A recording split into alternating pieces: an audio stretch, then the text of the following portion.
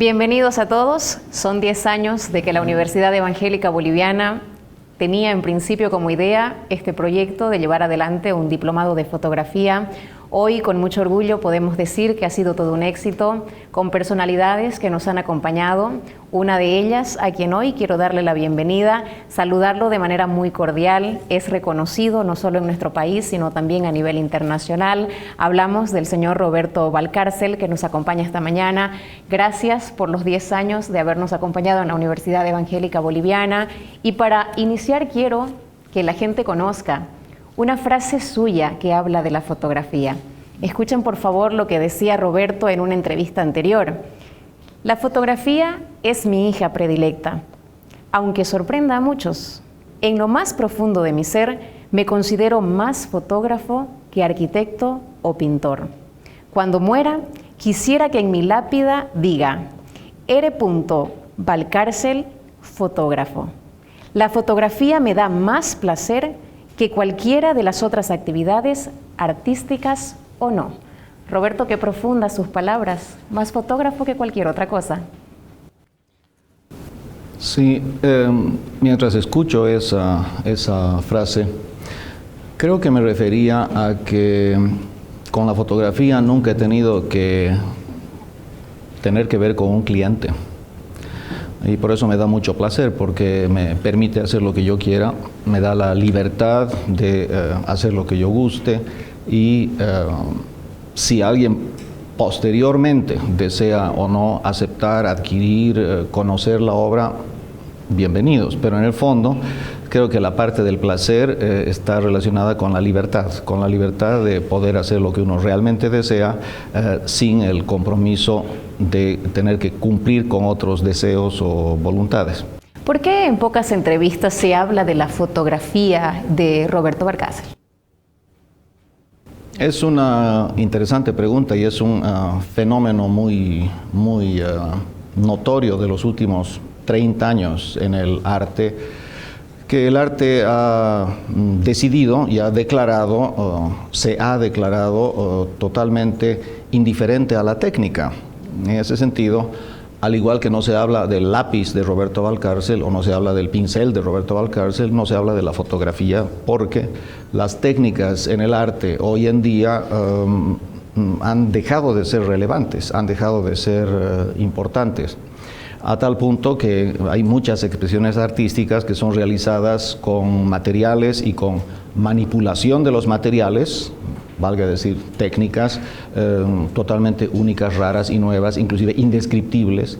En ese momento casi que se vuelve imposible el catalogar o categorizar si es pintura, si es dibujo, o si es pelitos de axila colados en un jaboncillo húmedo, o si es una caquita de elefante. Ya no hay manera de denominar la gran libertad y diversidad de técnicas. En ese sentido, las técnicas clásicas han perdido su preponderancia, siendo que se las utiliza. Se sigue practicando todas las técnicas tradicionales, solo que ya no con el nombre y apellido ni con la etiqueta, porque las otras técnicas nuevas son inetiquetables y en ese momento ya toda la familia queda sin denominación. Es importante que la gente conozca también sus inicios. Hablemos por favor de esto, sus estudios, sus docentes, un viaje a Alemania y las experiencias que usted nos contará. Bueno, lo más importante es que yo nací como sietemesino en una clínica de abortos. Mi padre era arquitecto y estaba haciendo la refacción de una clínica en La Paz, en Miraflores, para un doctor alemán, el doctor Müller. Y resulta que cuando mi mamá me estaba esperando, el doctor le hacía el seguimiento a la futura madre, y en algún momento, cuando nací antes de tiempo, me llevaron pues de emergencia y nací en la clínica. Luego me enteré por muchas bocas de que esa clínica era famosa porque era donde se hacían abortos ilegales. Entonces resulta que yo soy nacido antes de tiempo y además en una clínica de aborto. Podría decirse que yo soy un aborto de la naturaleza. Ese es el inicio, si quieres saber. Ahí comenzó todo. A partir de eso, pues la esa situación de mi nacimiento hace que mi familia me vea como bicho raro, como diferente. No solo me vea, sino me lo diga. Yo creo que es muy, muy importante, porque si a un niño se le dice, tú eres normal, eres normal, eres normal, debes ser normal, hay que ser normal, entonces acaba siendo normal hasta matarnos de aburrimiento y hasta ser un mediocre como los millones de ciudadanos. Mientras que en el momento en que te dicen, eres diferente, eres raro, eres único, eres distinto, te conviertes en una persona rara, única y distinta. Entonces uno piensa que hay un genio que nació, no es el genio que nació, simplemente es un entorno familiar que ha dado, por la circunstancia previamente mencionada, ha dado al hijo una importancia y una libertad que le ha hecho poder posteriormente destacar en varios campos, porque creo que el principal impedimento para lograr cosas es el pensar que no las logras, ¿no? Y que no eres capaz. ¿Por qué no eres capaz? Porque eres normal. Yo tengo una guerra frontal contra la normalidad, porque la normalidad implica una sociedad, una masa completamente uniformada, completamente dócil, completamente sometida, completamente pasiva, con la cual las instancias de poder y autoridad pueden hacer lo que buenamente quieran o puedan. Y mi percepción del humano más bien es que el humano tiene que ser una persona que aproveche sus potenciales, que son absolutamente diferentes de una a otra persona. En ese momento yo soy un individualista, no porque yo me considere individuo, sino que yo considero a cada persona en el planeta y en el universo como individuos y no como tanto masa o grupo indeciso o informe, ¿no? Como las ovejitas o las abejitas o las hormiguitas que funcionan como tropa, como bollo. Eso en la sociedad boliviana yo lo noto muy marcadamente, ¿no? Esa uniformación es la que a mí como reacción me hace ver el mundo de un modo completamente distinto. Yo creo que lo principal para salir del bollo, del embrollo y de la patinadera en la cual estamos en este país y en este mundo es el que haya personas que se definan como diferentes, que se definan como que pueden proponer algo distinto a la masa y a la tropa. En ese momento va a haber progreso, va a haber verdadero cambio, porque mientras estemos como rebaño, seguramente el rebaño va a seguir con las reglas y las normas del rebaño. A partir de eso se fabrica toda mi comprensión de lo que es el arte, de lo que es la fotografía, de lo que es absolutamente todo, a partir de la idea de que el individuo es el que va a cambiar el mundo, no los rebaños. Yo quería, Roberto, hablar precisamente de estos cambios que usted habla, porque dice usted es el resultado del aborto de la naturaleza, se comporta distinto, reacciona distinto, hace arte de manera distinta a lo que de repente muchos artistas en nuestro país puedan desarrollar, pero los docentes que usted tuvo, la influencia que ellos tuvieron, ¿quiénes son y de qué manera influyen en Roberto?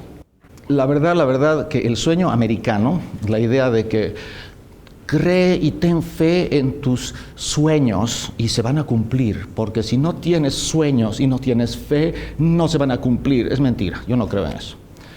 A mí me ha pasado montonera de cosas sin que yo quiera y sin que yo desee. He sido bueno y cumplido en lo que se me ha pedido y gracias a eso me han caído maravillas del cielo, pero no porque yo haya tenido sueños para cumplir. La idea de que se cumple el sueño creo que es un embuste. Debe haber 0,0005% de la población a la cual se le cumple el sueño y los demás van a estar con su zanahorita delante de la cara hasta que se mueran y no se les va a cumplir el sueño. Porque para que sucedan cosas maravillosas tienes que comenzar siendo vos, no solo el sueño, sino haciendo bien las cosas. Y yo he tenido la suerte de poder hacer bien las cosas desde niño. He sido cumplidito e intenso en las cosas. Y a partir de eso, en algún momento salgo bachiller, tengo nota 100 en todo y se me ofrece una beca para ir a estudiar. Se me ofrece. Yo nunca he tenido ese sueño. Me viene. Y en Alemania, pues en un entorno de una cultura sorprendente y de una internacionalidad, ¿no? En Europa, ahí claro, casi obligatoriamente uno se topa con gente muy interesante, ¿no? No es que uno haya soñado estar con ellas ni le hayan tocado especialmente, sino que es un ambiente en el cual hay gente muy humana y muy interesante y muy influyente y muy maravillosa y que de alguna manera te van marcando las cosas. De una manera u otra entro en contacto con un par de personalidades las cuales me han influido mucho. Pero lo principal que me ha influido es la lectura. Yo, poco amiguero, poco salidor, poco deportista, poco todo, muy lector, y desde niño se me ha inculcado, y no diciendo, hijito, esto debes, sino más bien como regalo y como alegría, la cercanía, el amor y el cariño a los libros. Entonces yo a mis 10 añitos ya me había leído todo Julio Verne, todo Salgari, toda Agatha Christie y todos los grandes autores juveniles, digamos. Y a lo largo de mi vida he leído mucho de las cosas que yo consideraba interesantes de hurgar y de ver. Así que lo que más me ha moldeado, si queremos, es la lectura. Y no tanto así las personas. Las personas generan algún tipo de impacto, pero no en el sentido de que yo los quiera emular o los quiera imitar o los quiera endiosar. En absoluto, los considero como gente interesante que me ha acompañado un cierto tiempo, pero a los libros sí yo los endioso, porque han habido libros que me han realmente cambiado el modo de pensar, el modo de ver, el modo de entender el mundo, el modo de comprender las cosas. De manera que una de las personas que me ha influido mucho es un artista alemán, el cual se considera uno de los más importantes del siglo XX, muy importante, un gran artista, muy mediático, internacionalmente conocido. Los americanos lo admiran, los japoneses lo invitan a exponer en Tokio, etc. Es un artista mundial, ya falleció. A este tipo yo lo he visto una vez en una cosa como esta, más o menos, donde él estaba hablando y discutiendo y yo estaba ahí entre el bollo de gente, y luego he comenzado a leer acerca de él. Casualmente en la ciudad donde yo estudié había un museo que tenía mucha obra de él, y yo los domingos, porque no tenía a nadie en la vida ni en el mundo, estaba solito en un país desconocido, me iba a desayunar en la cafetería del museo y luego pasaba y comenzaba a ver sus obras, que eran sumamente raras, sumamente extrañas. Para un boli que va y ve esas cosas, uno decía, pero qué sorprendente que el arte pueda hacer esto, siendo que yo pensaba que el arte era hacer cuadritos y hacer dibujitos, y de pronto veo este mundo tan extraño que es arte efectivamente consolidado y validado por las instituciones como ser un museo.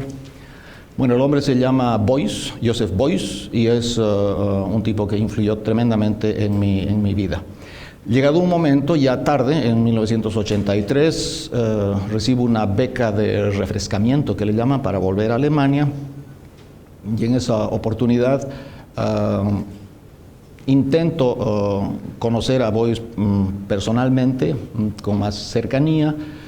Y lamentablemente el señor ya estaba bastante enfermo, no consigo verlo. Sin embargo, él me escribe una carta dirigida a mí personalmente, o sea, le hablan de mí, y él me nombra como representante oficial de la Escuela Creativa Internacional Mundial, digamos, en Bolivia. Y él me dice que él cree en mí y me confiere la capacidad de transformación y la capacidad de motivación. O sea, a la vez él me está motivando tremendamente a continuar con una labor que no sea solo yo, ¿no? Yo me expreso, yo soy el artista, yo soy yo, sino también el mundo, ¿no? Eso lo he aprendido de él. Pero no era un maestro en el sentido de que yo pase clases con él, ni esté sentadito en su regazo escuchándole, sino que es una imagen que en momentos claves ha logrado un impacto, esa es la palabra, un impacto en mí, y ha hecho que yo comience a pensar de otro modo. No puedo entrar en detalle de la filosofía de este artista, pero baste un slogan, un lema que él tiene, que es muy simple: todo el mundo es artista. Y que en realidad cada uno de nosotros somos artistas. Solo que la sociedad, desde que nacemos, nos impide nos bloquea, nos mata, nos elimina la capacidad de ser artistas que tenemos. Entonces, en realidad, el decidirse ser artista es romper con esa destrucción que ha generado la sociedad con nosotros y que nos impide ser creativos y proponer algo nuevo y diferente. Es un pensamiento absolutamente nuevo y extraño, y a mí me ha convencido y me ha fascinado. Yo pienso efectivamente que el artista no es un ser especial, el artista es un ser normal en el cual la represión de la sociedad ha fracasado. Por lo tanto, él ha seguido su desarrollo normal. Y en la mayoría de las otras personas, la sociedad logra acondicionarte y moderarte de manera que no puedes ser artista porque la sociedad te lo impide. Es una visión totalmente inversa y maravillosa para comprender muchos fenómenos, inclusive sociales. Y para entender un poco más esto, cuando usted dice todos somos artistas, ¿cuál es la concepción que tiene usted del arte? Bueno, acerca de esto podríamos charlar todo un semestre.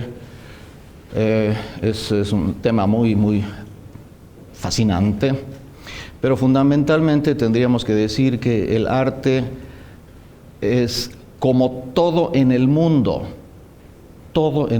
cambia.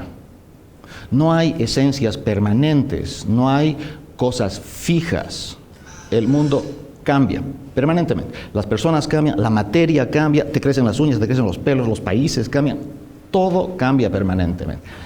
El arte, como parte del mundo, por supuesto que cambia permanentemente. Entonces la pregunta es, ¿cómo definir algo que está en cambio? ¿Cómo definir algo que está en movimiento, que está en proceso?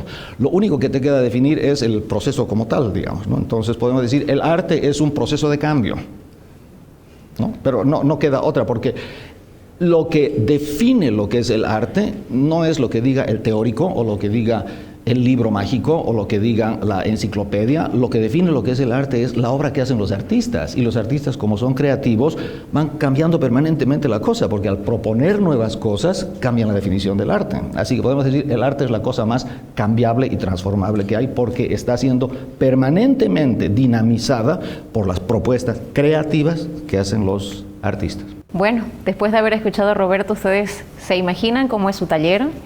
¿Cómo es el lugar donde él vive? Queremos nosotros invitarlo porque tenemos este material para compartir, el taller de Roberto Valcárcel.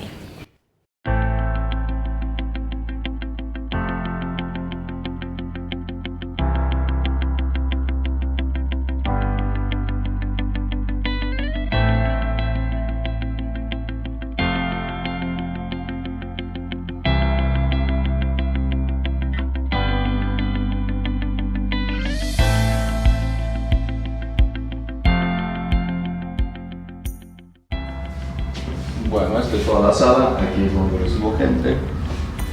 Estas son algunas obras que he colgado en la pared. Y aquí está un diseño mío, uno de los pocos diseños industriales que hice, que es el estante chueco. De estos hay 4 ejemplares en todo el mundo. Luego estos son los frascos donde la gente puede tomar para tener distintas curas a la estupidez y a la envidia y demás.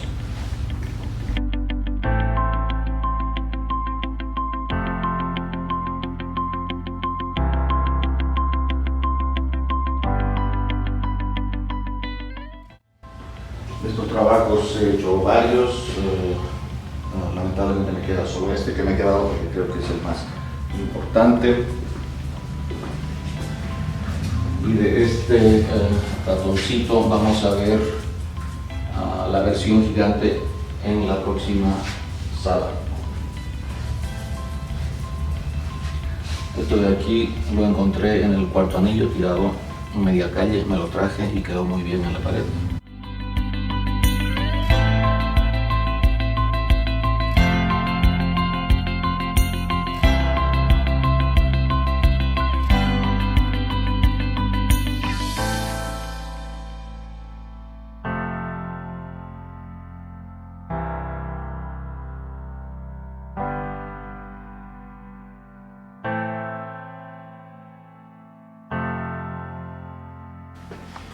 Esta es una de mis primeras obras que ha sido realizada en madera, en dibujo. con referencia fotográfica.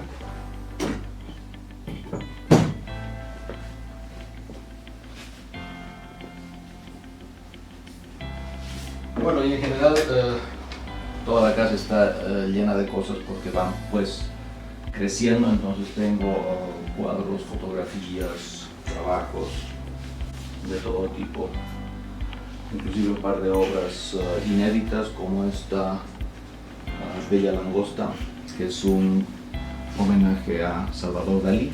Y esta es una parte de mi biblioteca donde tengo mi mesa de trabajo. Para comenzar tengo, aquí es donde más hago mi labor. Aquí por ejemplo les muestro una serie de obras que están por hacerse, están listas para ser realizadas. Y también, pues aquí es de donde saco yo la mayoría de aspectos teóricos y aspectos intelectuales de la pintura. Por ejemplo este, ¿no? Un libro de Art Now, de los famosos libros Taschen. Este ropero en particular es importante porque aquí está básicamente toda mi historia. Están todos los catálogos, todos los reportes de prensa, casi la documentación histórica de mi trabajo está aquí archivada. Y cuando uno husmea, encuentra pues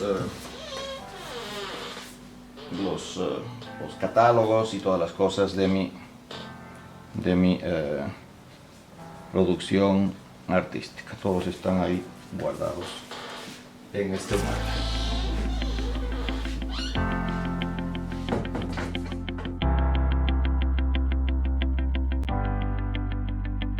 ¿De qué manera la fotografía ayuda en un proceso creativo? Bueno, la fotografía es un registro inmediato de lo que está frente a tus ojos. Entonces, podríamos preguntarnos, ¿cómo te ayuda el registrar inmediatamente la realidad mediante un aparato a tu creación? Y es evidente que es fundamental eso, ¿no? En el sentido de que cualquier cosa que tú haces la puedes ir documentando en sus fases, puedes usar una referencia fotográfica para otra cosa, puedes hacer uniones entre fotografías, puedes partir de fotografía y hacer un dibujo o una pintura, o al revés, puedes hacer una pintura sin fotografía y luego la fotografías y ves en foto y en Photoshop cómo modificarla y luego regresas a la pintura, de manera que es una relación totalmente simbiótica entre arte tradicional, digamos, ¿no? Pintura, óleo, dibujo, lo que sea, y la fotografía. Están entreverados en el proceso creativo. ¿Es importante la fotografía entonces para quienes quieren definir, entender un poco el arte o quieren dedicarse a este rubro de la vida? Sí y no, porque el arte tampoco tiene una definición única y sólida. El arte tiene distintas ramas, digamos, y cada quien tiene su propia percepción del asunto. En ese sentido pueden haber maestros y alumnos y estudiantes, pupilos que estudian arte sin necesidad alguna de usar fotografía para nada, ¿no? Y pueden haber grupos de artistas que digan el usar fotografía es trampa, porque es usar una máquina. Tú tienes que dibujar, pintar, colorear y presentar todo con tus manos desde punto cero hasta exponer la cosa. Mientras que hay otra opinión que dice no se trata de ser fiel a una técnica, de lo que se trata es de producir un objeto comunicacional en un sentido poético, metafórico. Y en ese momento, si para eso te sirve el ketchup o te sirve el arroz o te sirve la fotografía, todo bienvenido, por supuesto. Bueno, las herramientas que utiliza son muchas, Roberto, pero una de ellas es la fotografía. Tengo para compartir también con la gente otro video, sí, que tiene que ver con las herramientas de la fotografía, que es la fotografía, parte de las herramientas más bien que utiliza Roberto Valcárcel. Lo vamos a mostrarle a la gente y ahora comentamos un poquito más acerca de cómo funciona la foto en su vida. ¿Vemos?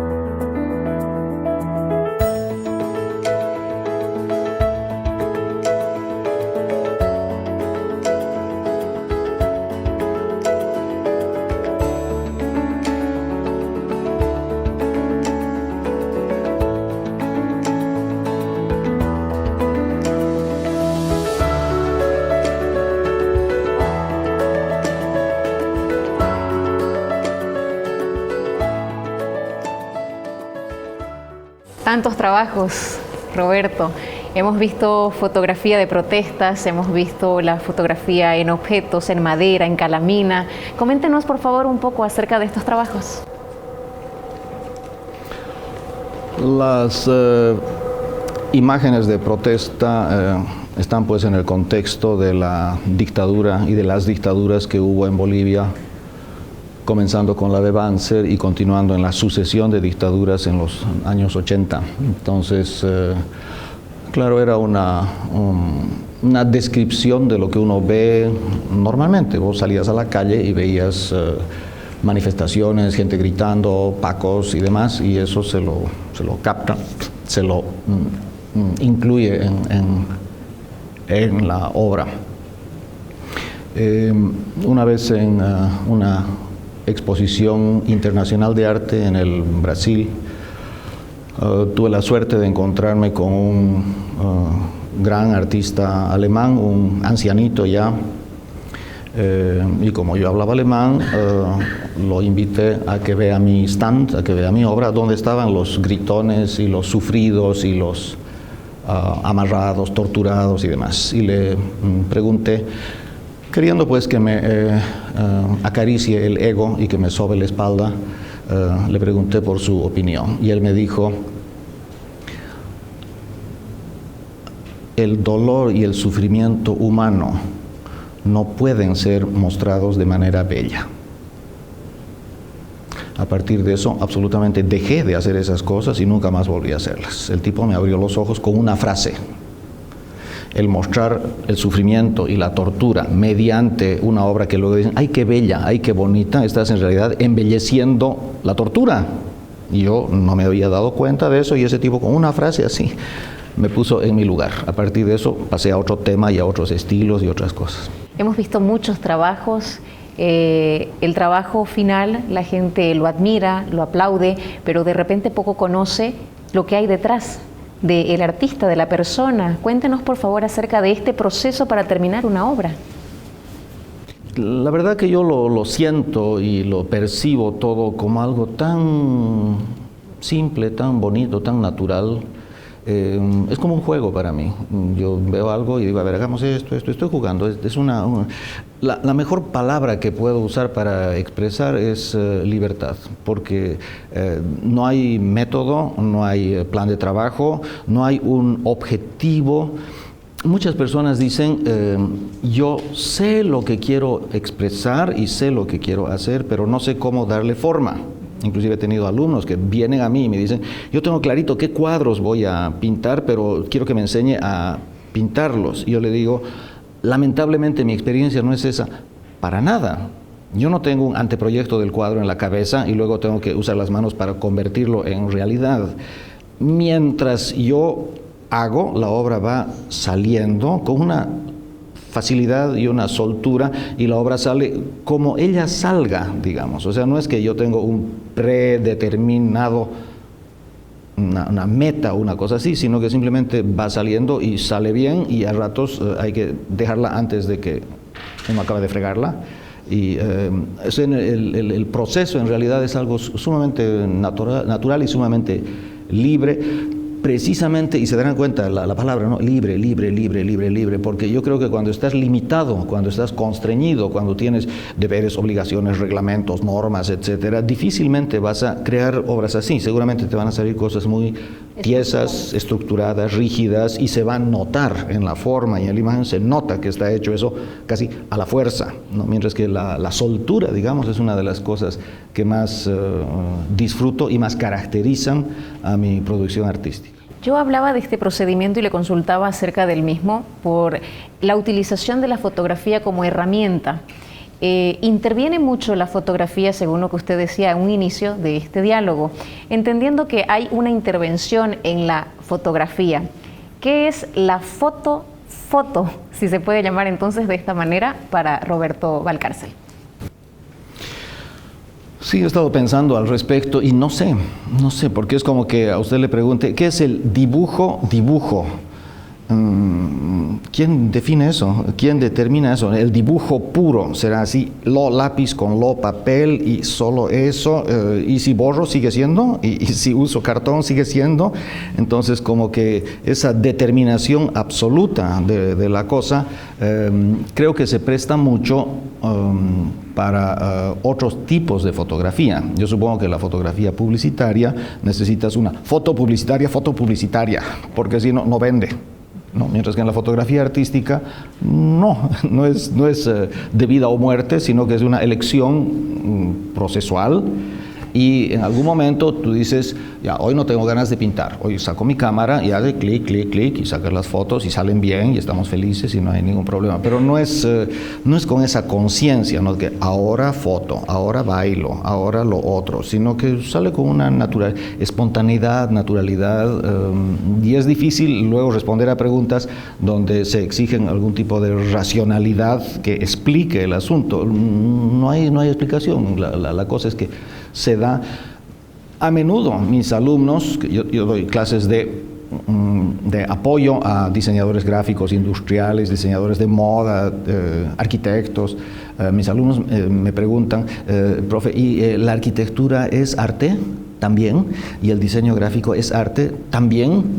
Yo intuyo que ellos quieren subirse al tranvía del arte porque ser artista es pues, chic, ¿no? Es nice, es cool, está de moda, entonces claro, todos quieren subirse al y yo les digo, no, porque cuando vos haces un diseño, estás cumpliendo una función social, vos estás haciendo algo para responder a una demanda de un concomitante, de un cliente, y tienes que resolver ese problema. Ahora, los factores estéticos o creativos que entren en eso son elementos, pero el resultado tiene que ser algo que funcione como casa, como auto, como publicidad, ¿no? Entonces, yo creo que en la publicidad sí se necesitan fotos con todo el rigor, digamos, de la fotografía pura, en ese sentido que la fotografía tiene que comunicar cosas para que la gente compre, o servicios, o mercadería, etcétera. Mientras que en el arte, como la única condición es que tú muestres otredad, muestres alteridad, muestres alternativas a la realidad, ahí ese dictamen del cliente no hay. El único dictamen es no te repitas. Porque si te repites, chao. Entonces en ese momento tú la fotografía la usas, la desusas, le intervienes, haces foto, no haces foto, como que da lo mismo, no hay ese rigor necesario. Este diálogo está hecho para que conozcamos un poco más de Roberto, y por eso es que nuevamente vamos a compartir con la gente que está presente y quienes nos están observando las exposiciones de fotografías de Roberto Valcárcel. Veamos, por favor.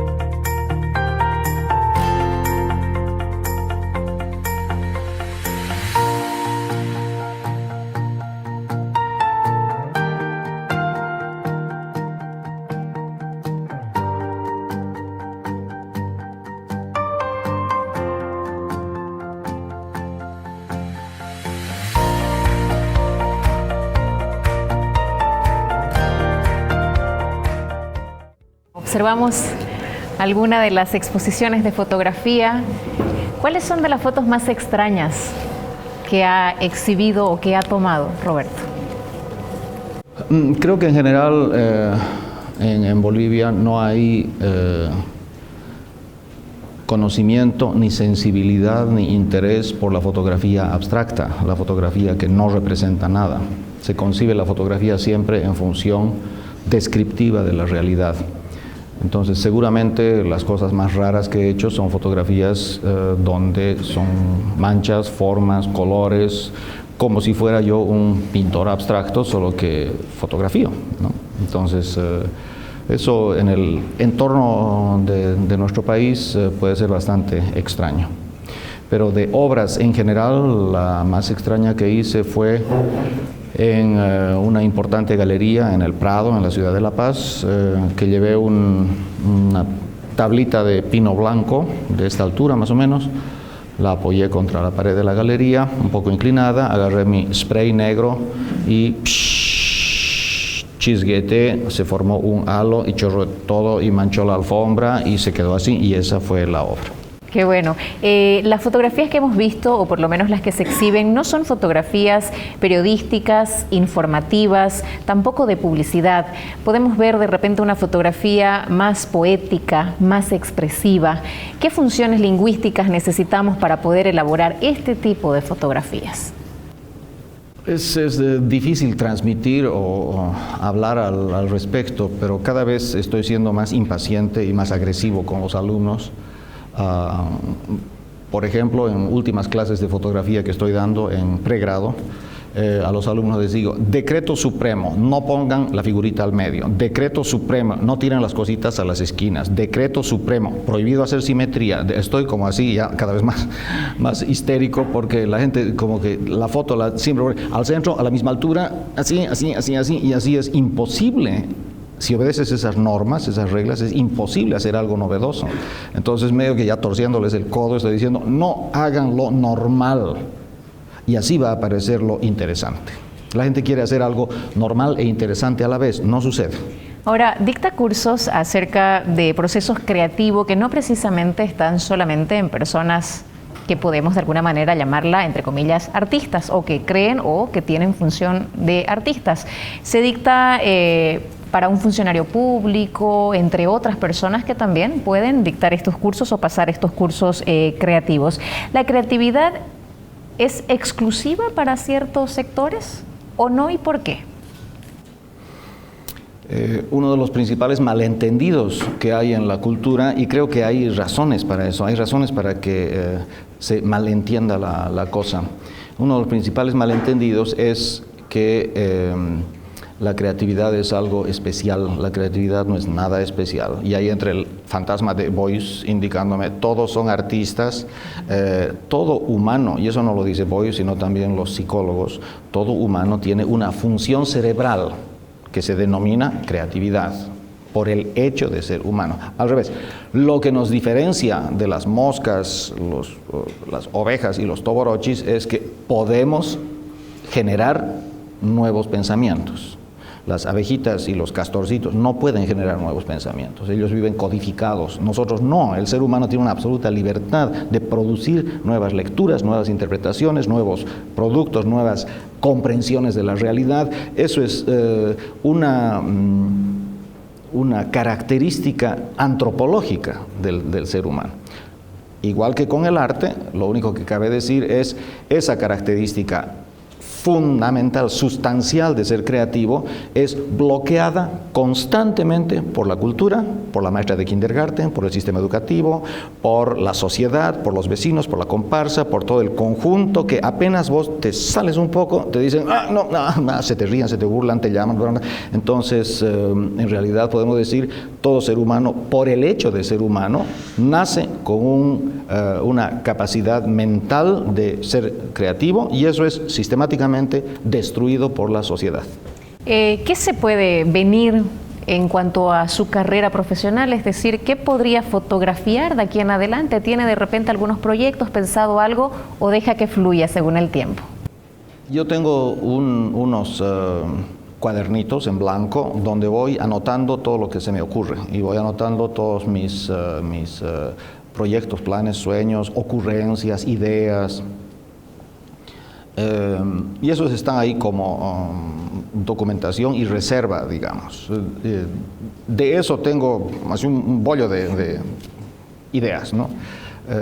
Entonces hay las dos posibilidades. La una es que debido a cierta demanda exterior, por ejemplo, me dicen, tienes fecha para exponer en Manzana 1 para tal fecha. Entonces, a partir de eso, yo voy pensando qué cosas me interesa proponer, de nuevas, de interesantes, y mientras voy pensando eso, tal vez diga, a ver, yo tenía un boceto, o tenía una idea, o tenía una cosa, un dibujito, y retomo mis ideas originales. Entonces se trabaja tanto regresando a las ideas que vas recopilando con el tiempo y al mismo tiempo produciendo nuevas ideas.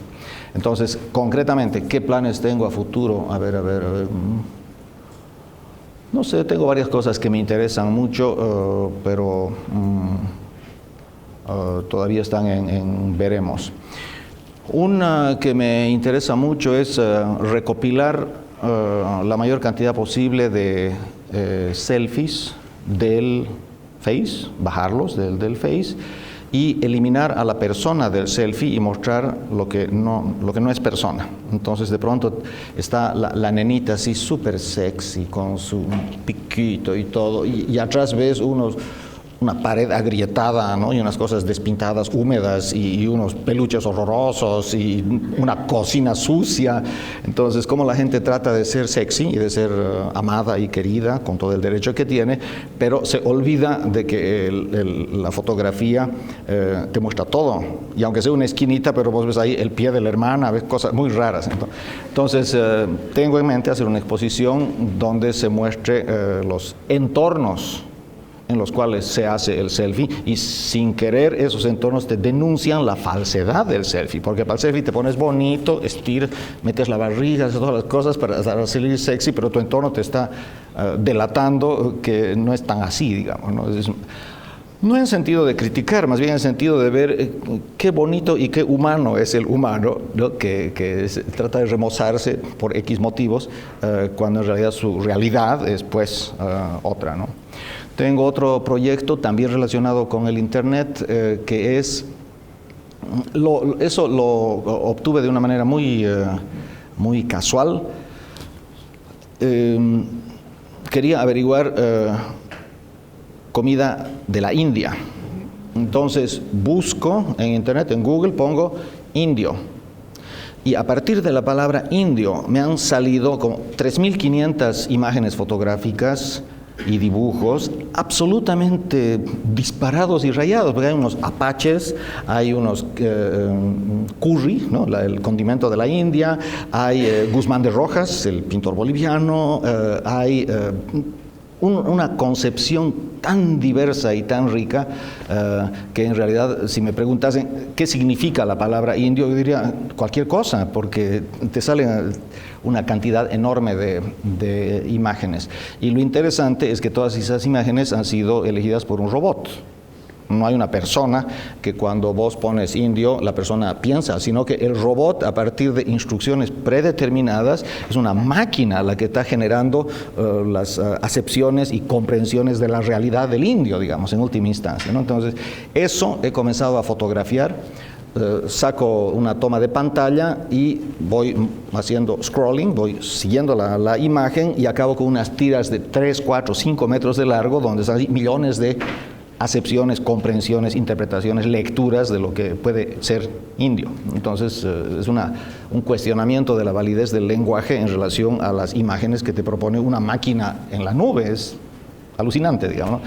Como ves, esos aspectos ya no son tan manuales, no son tan artistudos, pero son comunicacionales, por una parte, investigativos, y no son utilitarios, de manera que todavía se los puede llamar arte, ¿no? Porque no sirven para nada, sirven simplemente para darnos cuenta de cosas.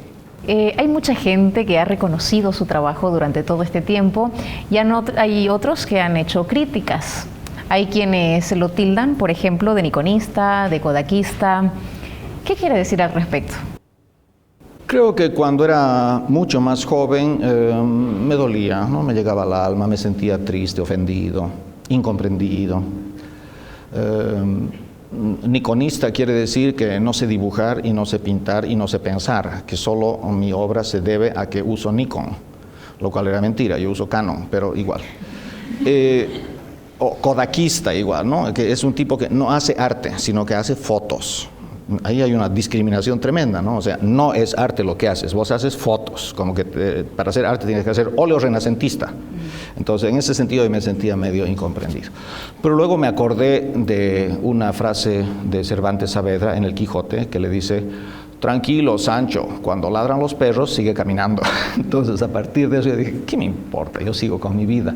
Y con el tiempo se ha demostrado efectivamente que todas las celebridades de provincia que me tildaron de eso, ahora son absolutos anónimos y desconocidos, y soy yo el que está siendo entrevistado y exponiendo y haciendo libros de arte y demás. Entonces, así que con el tiempo adquiero un reconocimiento por los hechos y por mi, casi digo, testarudez e insistencia, ¿no? Porque le metes. Estoy 40 años en este boliche, entonces en 40 años se forma un cuerpo sólido de producción que ya no es ni kodakista ni pilista, es un legado cultural. Entonces, eso ya es innegable, ya se quedan callados todos. ¿Por qué hace fotografía, Roberto? Desde siempre. Un hermano de mi madre se llamaba Gustavo y era fotógrafo, aficionado, pero aficionado obsesivo. Y el tío Gustavo era también alpinista, andinista, digamos. Y se subió al cerro Aconcagua con una expedición y se desbarrancó y se murió. 3 semanas antes de que yo nazca. Entonces, cuando yo nací, me llamaron Roberto Martín Gustavo por el tío que había muerto. Y yo heredé todos los negativos y todas las cámaras y toda la colección del famoso tío. Así que desde niño yo veía ahí unas cosas raras que era del tío Gustavo para Gustavito, digamos, ¿no? Entonces, en ese sentido, casi de herencia y de familia, adquirí esa cercanía, esa confianza, esa naturalidad con la cámara. Roberto, hemos nosotros querido conversar un poco, pero la gente también tiene inquietud. Vamos a proceder con las consultas que tiene el público que se ha hecho presente para conocer un poco más de Roberto Valcárcel. Vamos con la primera consulta. Bueno, nosotros hemos visto, ¿no?, fotógrafos y conocemos fotógrafos que son más que todo de Europa, de Estados Unidos y de cuestiones, digamos, fuera de nuestro entorno geográfico acá de Bolivia, ¿no? Pero acá se conocen escasos fotógrafos, tanto en Bolivia como en Santa Cruz. Y mi pregunta es, ¿pero de qué hay, no? Entonces mi pregunta es, ¿cómo es que califica el arte fotográfico cruceño acá en la actualidad? Si me permite, vamos a repetirle la consulta. ¿Cómo califica el arte fotográfico en Santa Cruz? Creo que la gran zancadilla que me pones es decir, el arte fotográfico. Entonces yo tendría que comenzar a preguntarme cómo se califican las fotografías que son expuestas en galerías de arte y en museos. Nada más. No las fotografías que se publican ecológicamente o se publican publicitariamente. O sea, ya me estás limitando a una función poética. ¿Y eso cómo se califica? Yo diría, últimamente los jóvenes están manejando la fotografía de una manera sumamente libre, muy libre y muy positiva, y eso se ve en las galerías de arte, y eso es notable. Entonces, en resumen, yo diría, la fotografía artística o el arte fotográfico está muy bien y con nuevas generaciones y nuevos artistas muy interesantes, pero está relativamente oculta a una divulgación popular, está oculta a las masas, ¿no? Y ese es un problema que ya no tiene que ver ni con la fotografía, sino que tiene que ver cómo difundir cultura y cómo hacer que la cultura que está haciendo gente joven llegue a las masas. ¿Otra consulta? ¿Cuál fue el mayor reto u dificultad a lo largo de su carrera artística? El reto es una cosa y dificultad es otra. Yo creo que el primer reto y el más importante, por ser el primero, ha sido la primera vez que se me nombró representante de Bolivia en la Olimpiada Mundial del Arte, que es la Bienal de Sao Paulo, donde yo llevaba la carga de representar a todo un país y de representarlo dignamente. Entonces fue un gran reto porque ya no era Roberto, sino que era Bolivia la que estaba yendo a ese evento. Me fue muy bien, a tal punto que me volvieron a invitar 3 veces más y fui invitado a la Bienal de Lima, a la Bienal de Cuenca, a la Bienal de La Habana, y comenzó así como reguero de pólvora las invitaciones a partir de esa primera invitación. O sea que el reto parece que lo pude superar elegantemente. Es un reto porque estás representando a todo un país. No puedes ir con acuarelitas, ni con cholitas, ni con toborochis, ni con peladas con tutuma, ni con costumbrismos, ni con nada, porque a nivel internacional eso les da pena. Dicen, estos bolis, los últimos 50 años hacen lo mismo y más de lo mismo. Entonces yo no quería volver a pasar por ese bochorno, por esa vergüenza. Pero por otra parte tampoco quería hacer un arte europeo, digamos, que no tiene nada que ver con Bolivia. Entonces era un gran reto, era un gran desafío.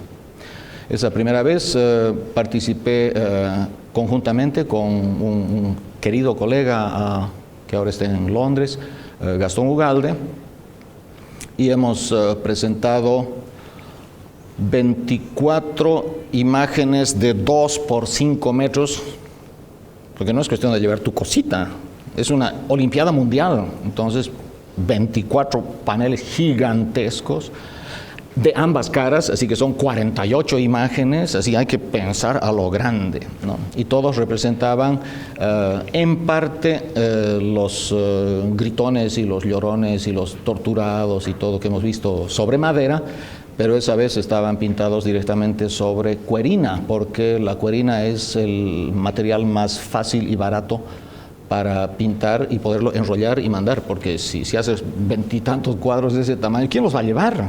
No hay transporte. Entonces el reto era cómo hacer una obra magnífica que sea envolvible y llevable y traíble, y funcionó perfectamente. Hemos aparecido en la primera página de La Folla de Sao Paulo, hemos tenido una magnífica crítica, todo muy bien. Ese es un reto.